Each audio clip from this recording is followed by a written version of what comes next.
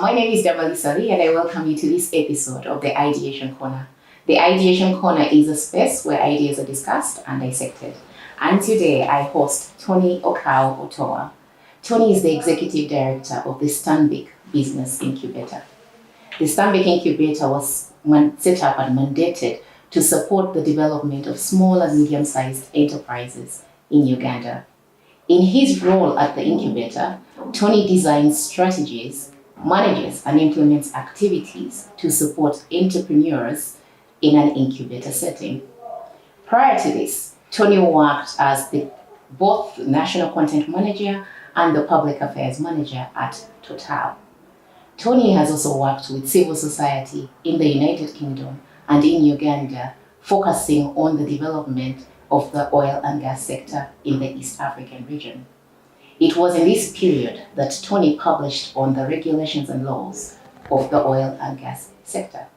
In addition to that, Tony is the founder of the National Content Council, which focuses on the development and the promotion of local content in the oil and gas sector.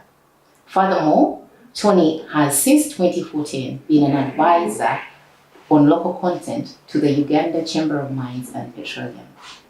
Tony holds a BSc in International Relations and a Master of Laws in International Law. I am very happy to host Tony on the Ideation Corner today. Tony, you're very welcome. Thank you very much. Thank you very much, Damali. Pleasure to be here. Yeah. Pleasure to be here. I want to find out, what was the idea behind setting up the Stanbic Business Incubator? Okay, so when you think about a typical SME in Uganda, if you went to URSB today, you'll find that you have, let's say, about 200 registered businesses. If you went back 3 years from now to find out the life or the health of those businesses, you'll actually find that less than 20% are alive. 20%. So what we decided to do as a strategy, as a bank, Patrick Muhire's brainchild was, how about we support these businesses to live longer, to be more sustainable, to live beyond, we want to have them advanced stories, the Mukwano stories, the nice house with plastic stories, where businesses live beyond the owners and they're more sustainable. So we did set up a business incubator, and the idea was to train and support small and medium enterprises. You know how much these enterprises contribute to the economy, but also on top of contributing to the economy, they are an engine for growth. Look at employment, look at opportunities that are within the space, but also they are a great contributor to the manufacturing sector as well, a sector that the government is trying to push as an avenue for growth and development in the country. So the incubator, first of all, focused on the oil and gas sector.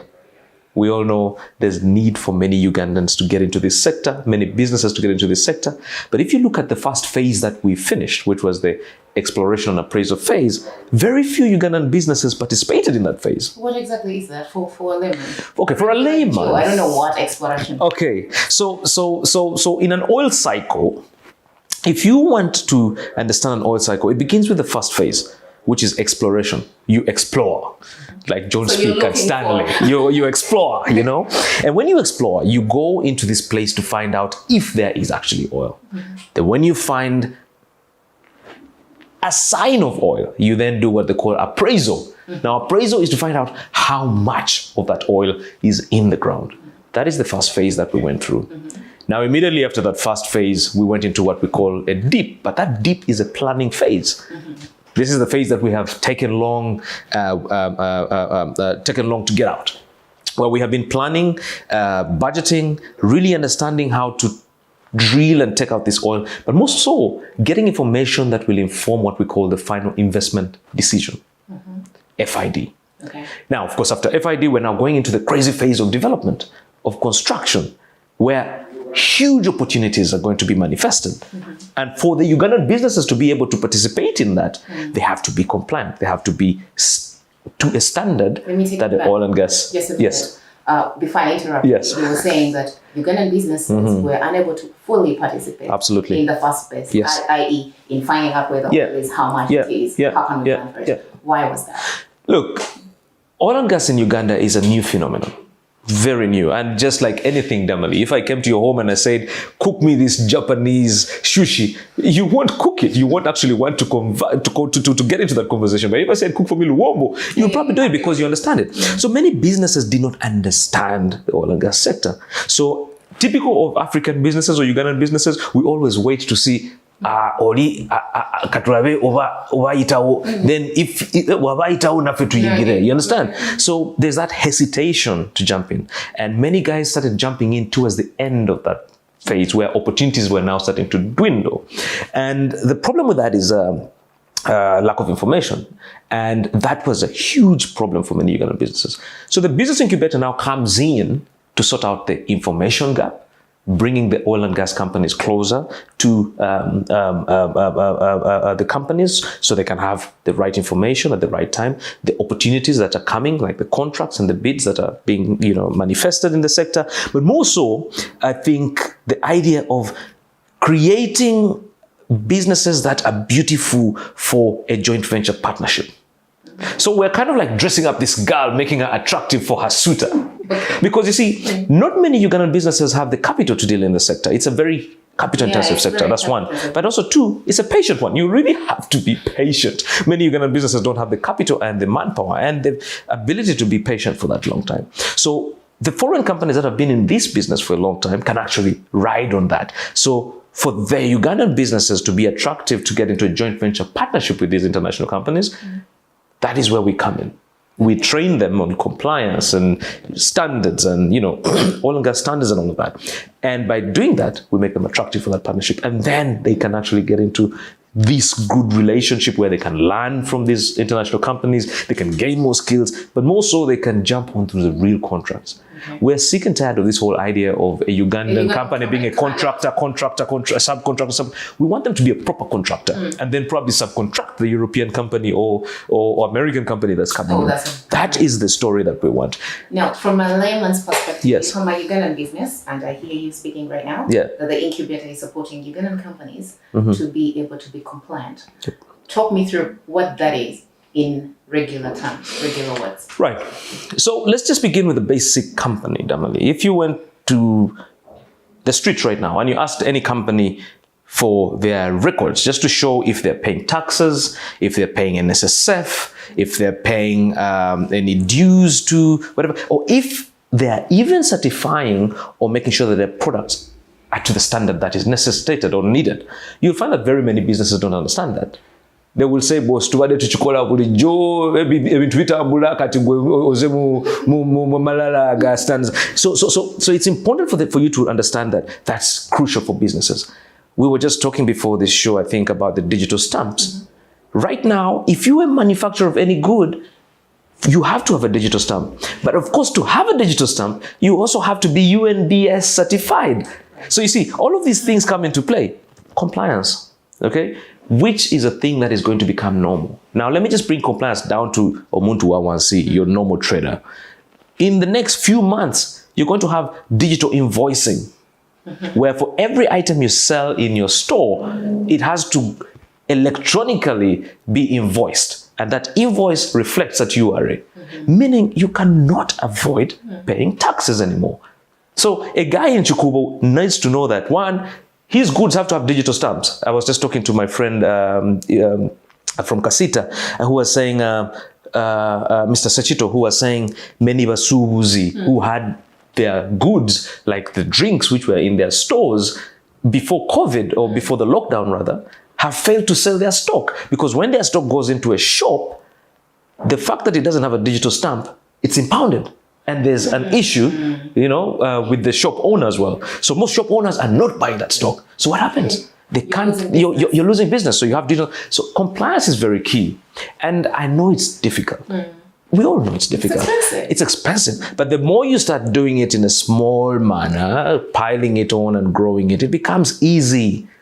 It becomes easy. And after some time, you actually ask yourself, why was I not actually doing this? Why was I avoiding it? So it's really a mentality thing.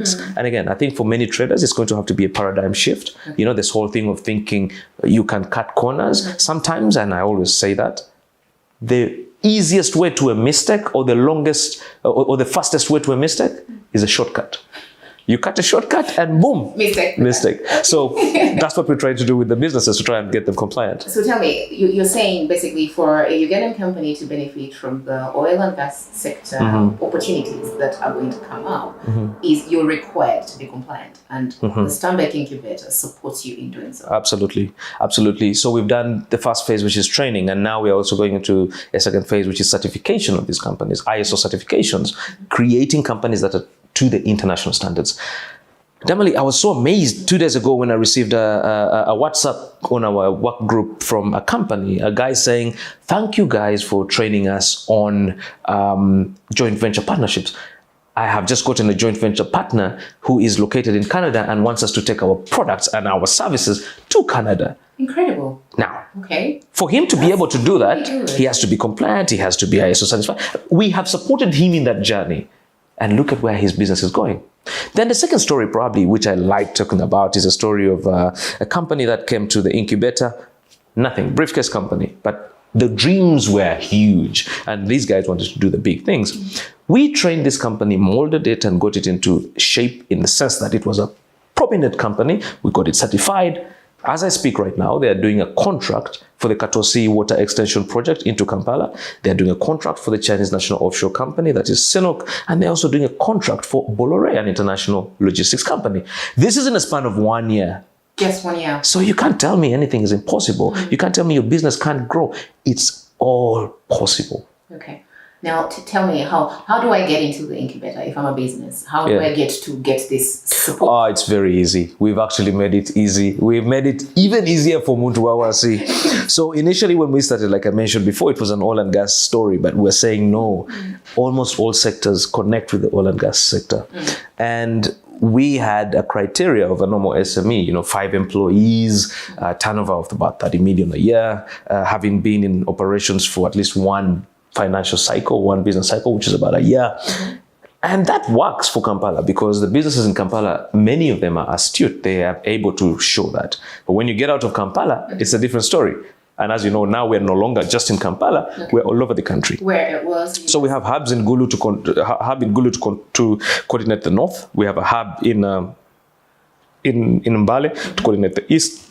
A hub in Mbarara to coordinate the west, and of course, one amazing story, which is around agriculture in Hoima. It's an agri-commodities, like a stock exchange for agriculture in Hoima. And I think that for us is a great thing. So in the regions, we go lower because, again, many regional businesses are usually micro. One man owner, one family owner, and that kind of thing. And they don't churn out as much money as the Kampala guys. So we lower our criteria for their entry and we make it possible for them. But also what we have seen is we were calling for businesses that are already registered. But that is what we saw a little bit limiting.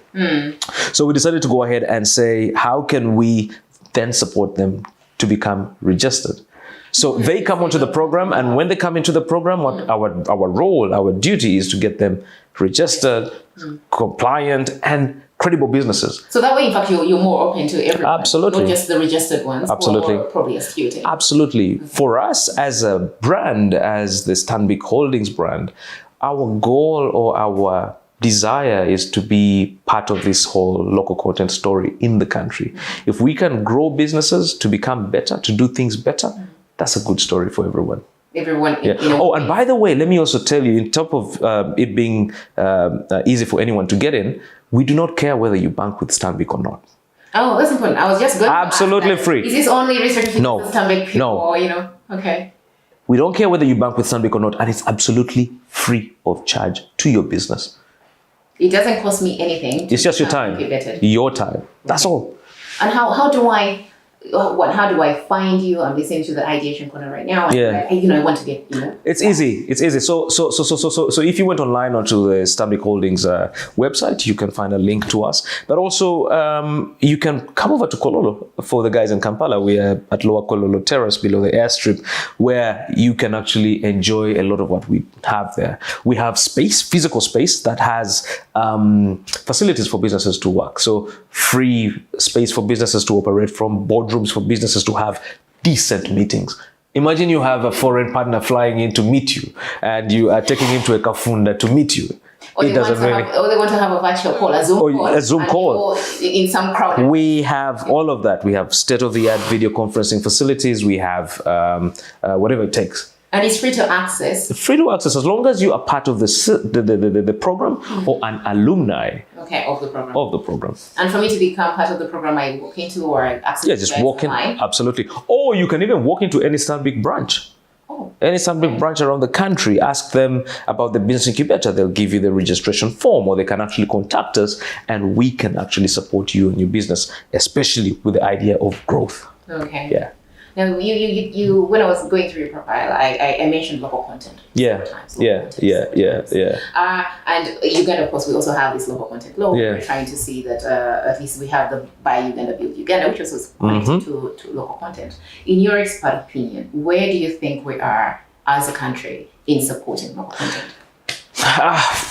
That's a crazy one, huh? you know, in terms of laws, policies, and regulations, we are up there. Oh, we're good. We're good. In terms of implementation, that's another story. And I think that's where it becomes a problem, especially in terms of looking at the benefits for the local people or the country. You know, if you think about the amount of revenue or opportunities that were taken away, for instance, in the oil and gas first phase, there was so much money was taken out. And we were saying, imagine what transformation would be in this country if most of that money was retained in country.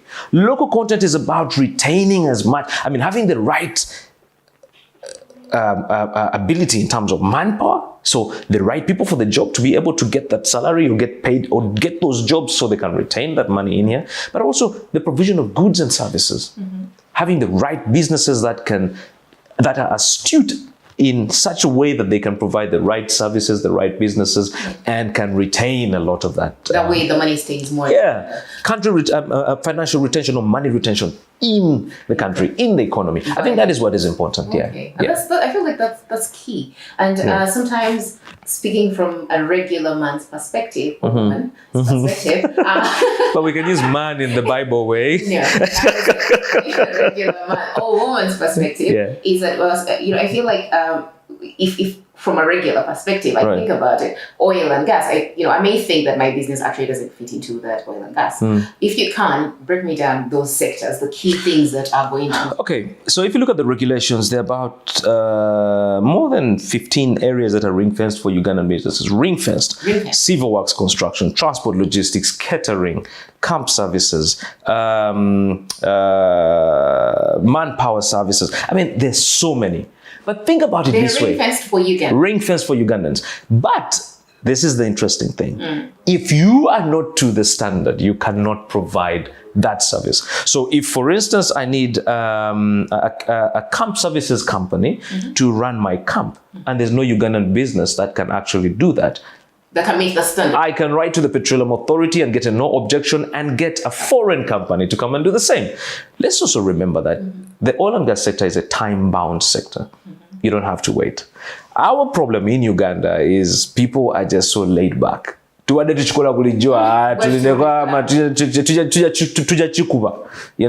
That attitude is a problem. Right now, I think what's best is for most companies to be getting ready. But if you look at the laxity around the country, you will see that very few are actually getting ready.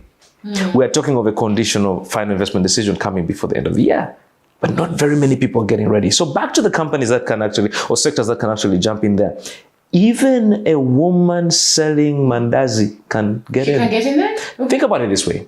You're going to have several truck drivers. You're going to have over 1 million tons of goods and equipment transported into the oil and gas sector. You have normal truck drivers, including me, Otoa, who's also driving into the oil and gas sector. I need to eat.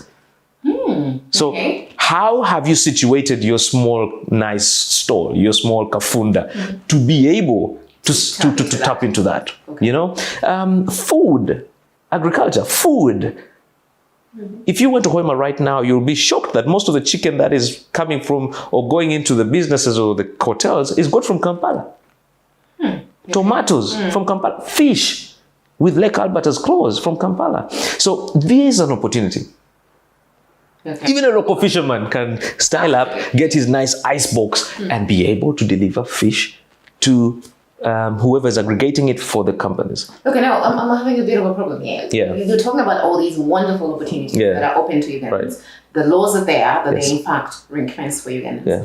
But you're saying there's a caveat. For you, a Ugandan, to get it, you must be compliant. This caveat, by the way, is not documented, but it is there. I mean, let me just give a simple story. Yeah, there was a guy when I was working at Total. We went for a national content supplier development forum in Hoima, and one guy called Muzamiru stood up and said, "Boss, we are tired of you guys getting your meat from Abroad. Kampala." Oh, Kampala. Because guys were getting it from quality cuts. Say, but we have cows here, we have goats here. Why don't you get from us? Kampala, yeah. So the first question was, okay. Do you have an abattoir? The man said, an abattoir? You can just cut, we cut here, we bring you fresh. When it's even still bleeding. It's even still The Muzungus in the room were like, because health and safety standards, it's a fail. If you have, let's say, the guy controlling the rig, who is the boss of the rig, with an ill tummy, the rig doesn't work because he's messed up. You only have 1 or 2 guys who control that. And if it's messed up, a rig can cost close to $250,000 a day in rent. Okay. That is money being lost. So health and safety standards are very important. So this guy did not have an abattoir. So we said, okay, fine. How about we sort you out with an abattoir? So Talo built him a very nice abattoir, tiled it, running water. The windows were covered with nets to keep the flies out. It was a nice one. Big man started delivering. But remember, these Muzungus and all these guys in the camps, like they're cuts. A chop, a steak. My man didn't know. For him, it was just about cutting and bringing. So there was a problem there. But anyway, so he starts supplying. And after month 8, he starts feeding. And all of a sudden, he stopped supplying. What was the problem? And the question was, what was the problem? Thank you. And he said, I cannot sustain your demand. I don't have enough cows. But think about it this way. How many trucks are leaving the Bunyoro area coming into Kampala to meet packers? With the money he was getting, couldn't he intercept that? So you see, his vision and his idea was very limited. Okay. But also the idea of partnerships. How about getting someone who understands this to grow it bigger beyond that? Okay. So it's that mentality that has to be changed. But to be honest with you, this is an opportunity that is open to anyone, everyone. It's just the preparedness that is quite important. And that preparedness has to reflect in how you do or how you run your shop, your business. Okay, now I'm having a major problem here that we have these opportunities. We need businesses to be able to comply to the minimum standards to be able to tap into those opportunities. And yet there appears to be very little information around. Okay, from my perspective, I haven't seen that much information. When I talk to you, yes, I get it. But how many people talk to you? Absolutely. Well, I think I wouldn't say there's not much information because there's a lot of information that's starting to fly around. Petroleum Authority has done a great job of putting... maybe what I'm saying. This information is buried in offices, conferences, documents. And that guy in Kabale with his cows does not come to these conferences. So we are talking to ourselves, with the people who read and, we're not the business. And that's the unfortunate... So how do we get to the people? That is the inconvenient truth, which is quite unfortunate. I think it's really more about information sharing. When I was at Total and when we did the industry baseline survey to see the preparedness of Ugandan businesses, the number one problem that we found out for many of the businesses was visibility over demand, lack of information. Lack of information. And because there's lack of information, or you call it information asymmetry or whatever. Information asymmetry. Because everyone has then the people who exactly. don't know. So there's these small pockets of information in different places, and there's no place where it's that is what we're doing now at the incubator. Okay. So the incubator should be your walk-in place where it's your oil and gas library or to book to, if anything, of oil and gas information, where you can just walk in there and get yourself the right oil and gas information that can actually support you in your business planning and in your plans for your entity. I'm also thinking about Omuntu Wawansi. As Omuntu Wawansi, I know that they don't like walking into those beautiful buildings or say the Stanbic Bank. They do not read online stuff. They do not attend webinars. They won't download a policy. I know also that they tend to like to listen to radio. They want content a little bit in their local language, a little bit simplified. And those are the people, if we're going to grow this economy in a way that benefits everyone from the oil boom that we're going to have, we need to get to that level because those are the people who need it the most. Absolutely. It's very difficult, but also what I have come to learn all through these COVID times is many of these people that you're talking about have started to appreciate online information. You can sit on your phone and watch anything that's going on through the WhatsApp forums, through the Facebook forums or Twitter forums or so on and so forth.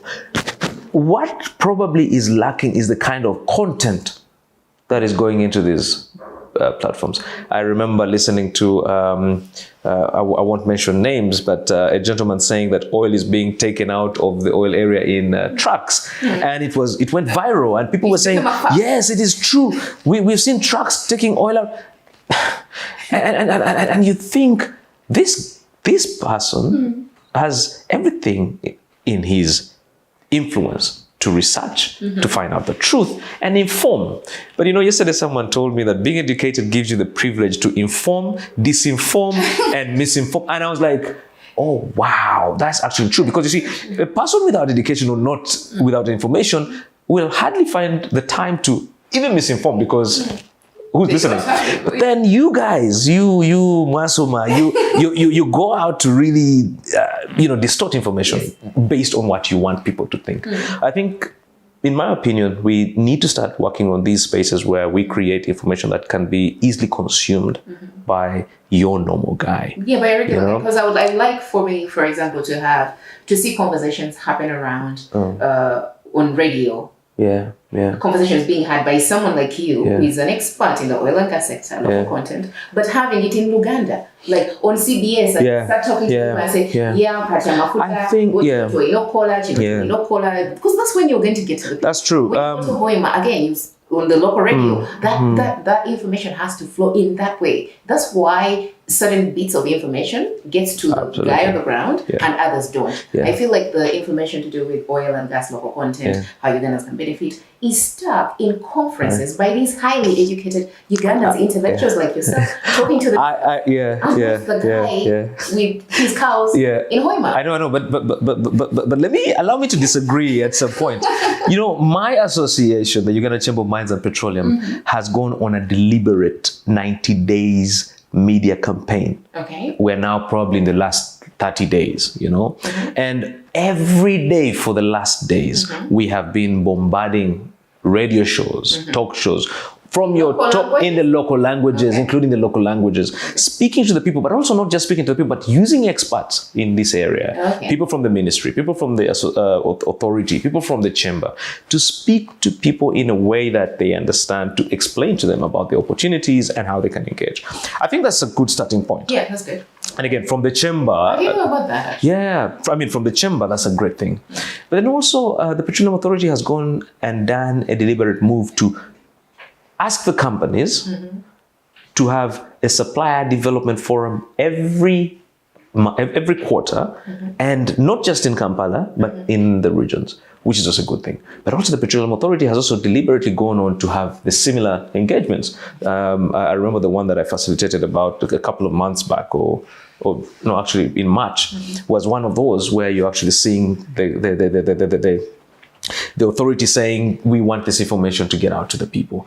But I absolutely understand where you're coming from. Probably slow, right? It is probably slow, and we need to speed it up. But sometimes too much information is also, it just clogs your mind. So I think it's about understanding what information and how we can give it out. But I do appreciate what you're saying. I think it's very important for the people to have the right information at the right time, and information that matters. Yeah, information that can make a difference to their lives. Because for me, I feel like, and it's always a frustration of mine, where we, the intellectuals, have their conferences, talk to themselves about these opportunities. And they use the big words, the epicenter of the diagnostic I know. I want to because I feel that and it's a question I ask. You as an expert in this field, where do you think we are? And you're the one who broke it down and said, policy-wise, excellent. On the ground, nothing. In order to... We could do more. We could do more. To bridge that gap. You have to bring the information down to Omuntu Wawansi, and then all you need is actually to know the standards required in the oil and gas sector for any for you. It looks like the oil and gas sector is actually open enough to be able to benefit almost everyone. But in our mindset, Omuntu Wawansi mindset, when they hear Mafuta, they're my business, what has it? How does it go to do? Yeah. And they don't, and so is that disconnect as well. Yeah. I mean, think about it this way. You have a pipeline that's going to go through several districts, all the way from Hoima into Chankwanzi, into Mubende, into Gomba, into Sembabule, into Rakai, into Luengo, then into Rakai. These people have to benefit from that story. Located in just think about it. Yeah, because you're going to have you're going to have camps which are going to be built or constructed along this pipeline. Those camps have people who need to eat food. There are people who need to have clothes washed. They have people who need to have their cars serviced. I mean, all of these are opportunities for the people in those districts. So this corridor could be a development corridor. Absolutely. Across that. Absolutely, without a doubt. Okay. So there's a lot of opportunity for the local people in terms of either manpower as well. I mean, providing labor, be it top labor or engineering labor or even the casual labor. Okay. I mean, when you think about the oil and gas story, let me tell you, by the way, which is an interesting fact. Out of 100%, of the opportunities in terms of manpower, 1% are people like you. 1%? Who went to masters, engineer, Dundee and all these places and are scrambling to get oil and gas accolades and all that stuff. You're just 1%. The unfortunate bit is that most of those jobs are probably already taken, by the way. That's the 1%. 14% are your engineers, your, the guys who've gone to Makerere and Chambugo. I mean, your engineers through university who are going to provide civil engineering works and all of this stuff, 25% are unskilled labor, Juakali. All they have to have is just level 1 and level 2 of HSE, Health, Safety and Environment certifications, certification. That's Muntu Wawansi. Muntu Wawansi, proper guy. He can be a P7 dropout, he can be a senior full guy, 25%. The 60% are your craftsmen, your plumbers, your builders, your masons, your welders, your pipe fitters. Can you imagine? 60%. Okay. And this is an area that a lot of us as Ugandans have always ignored. When they tell you to go to a technical school or whatever, you're like, I want to go to university. And what are you studying at university? BA Arts. I mean, I don't want to say it's a wrong thing to do your BA Arts, but I mean, that's where the opportunities are going to be. I was in Angola, and I'll be honest with you, a welder earns close to $6,000 a month. They only work 6 months a year because it's month on, month off, month on, 6 months a year. That's way more than you have gone to university for your masters and whatever. So you see the opportunities there. But again, are we training our young people for these opportunities? Are we encouraging them to be able to do that? If you think about welders in Uganda, we have less than 200 qualified welders. Okay. If you think about the demand, we need close to between 3,000 to 5,000 welders. You know what's going to happen?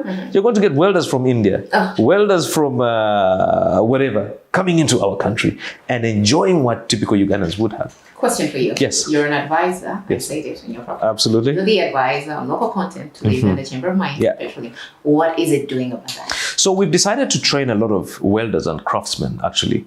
We have an ongoing program which is being run by one of our partners, that is Solid Rock. And Solid Rock is our implementing partner. And what we are doing is training these welders in what we call the American Welding Society standard.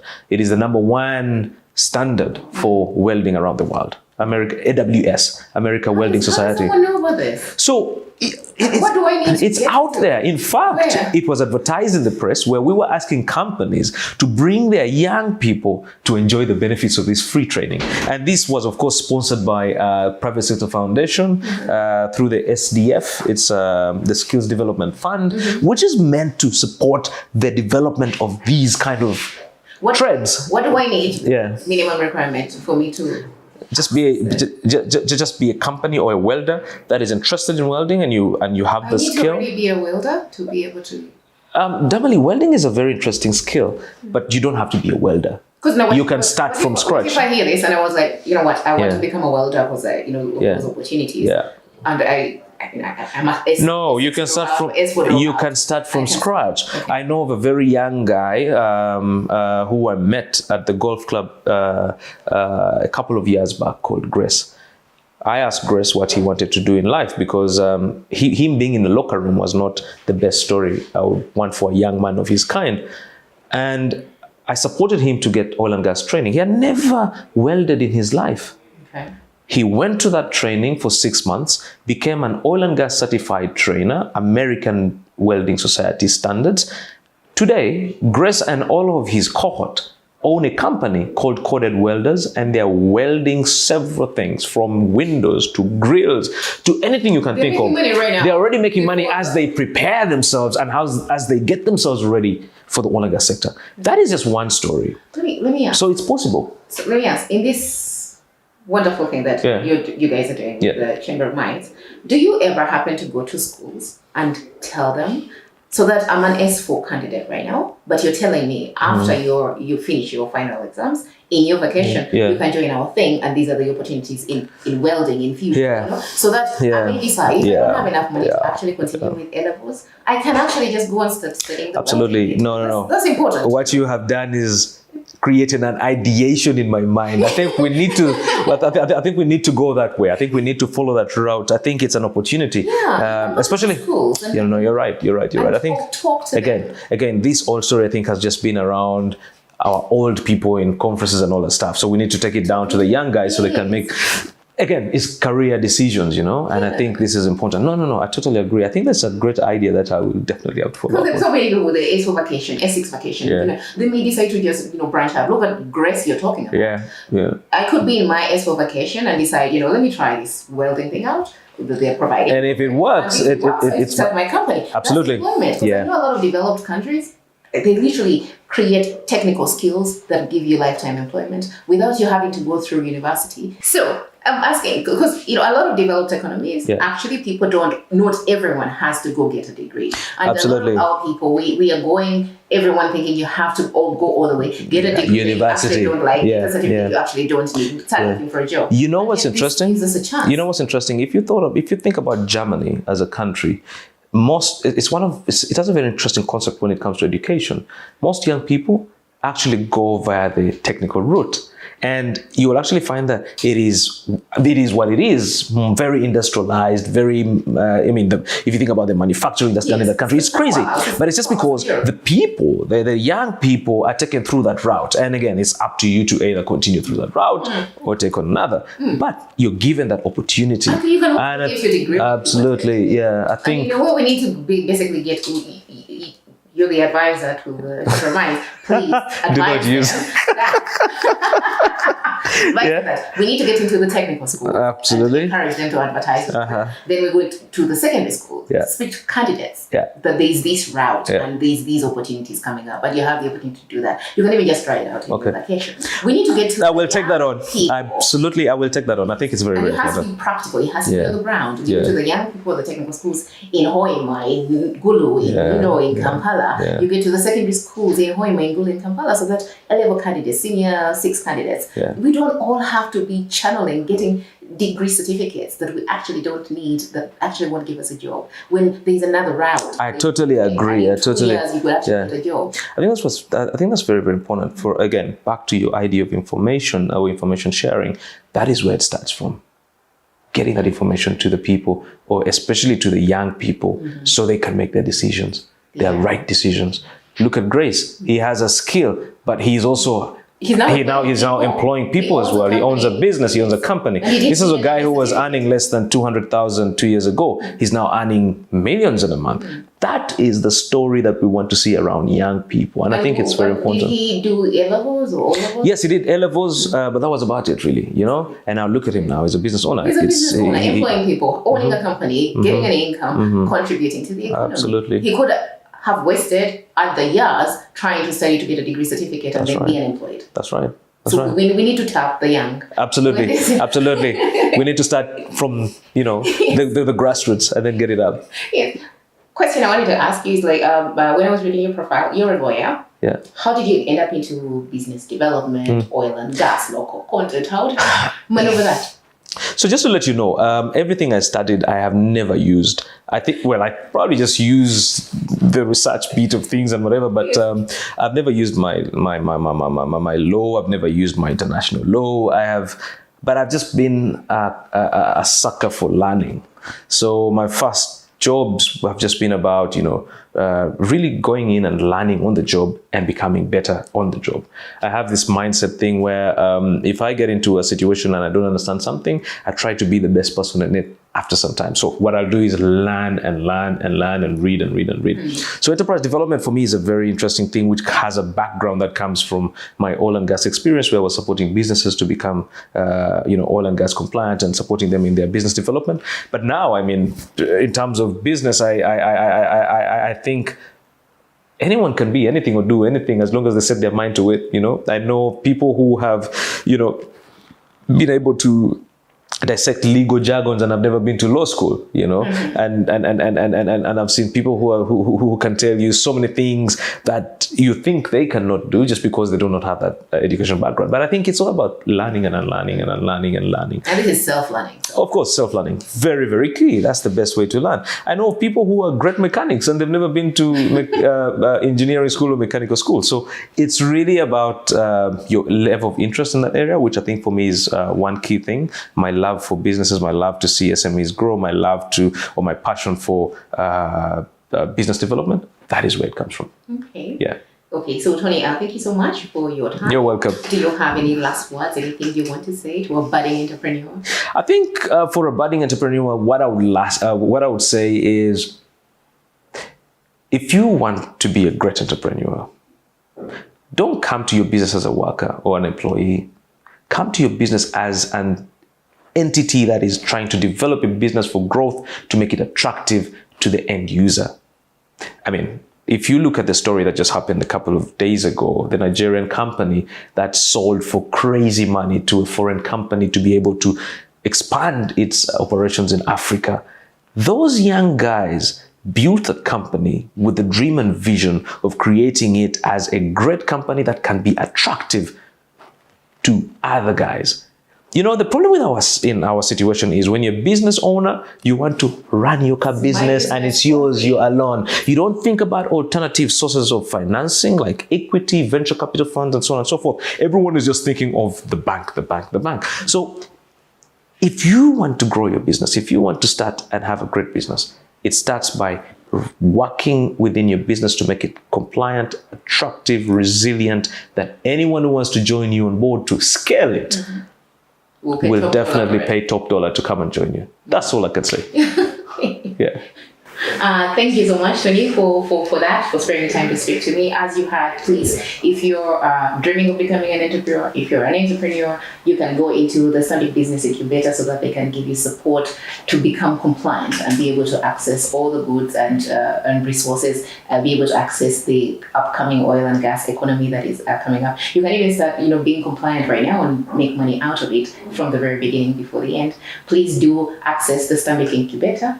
Online, you can walk into the Stanbic Bank, but they also have locations in Gulu and Hoimara and Kampala.